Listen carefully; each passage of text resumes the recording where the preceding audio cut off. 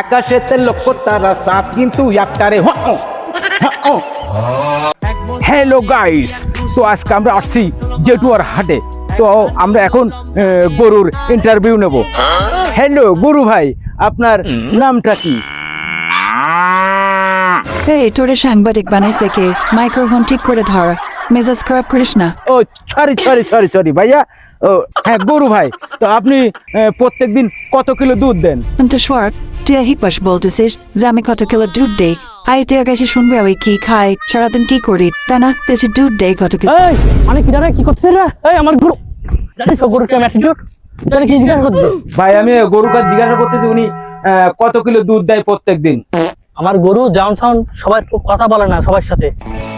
ওর attitude হইছে, ওর গান শোনাইতে হবে। গান না শোনালে ওর সাথে কথা বলবে না। তো ভাই আপনার গরু কি ধরনের গান শোনে? বিরহের গান নাকি স্যাড গান? ভাই আমার গরু স্যাড গান শোনে, যেরাম ও পিয়া তুমি কোথায়। ভাই আমার গান শুনে বাংলাদেশের এমন কোনো লোক নেই যে আমার জন্য পাগল হয় না। তো গান শোন। আকাশেতে লক্ষ তারা সাপ কিন্তু একটারে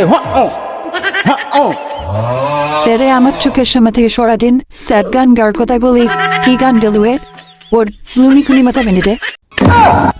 বুঝছিস, তোর মতন গায়কের আমার গরু পাত্তাও দেয় না। বলা নেবেন ইন্টারভিউ? আমার ইন্টারভিউ নেবো না, এইরকম চাকরি আর আমার দরকার নেই। তুই আছে যা আমার গরু শুধু রাগি আমি এইরকম চাকরি করার মতো কাগজ জমা দেবেন, আজকে বাড়ি ধরে যাবো। যা আমার গরু রাগি না থাক যা।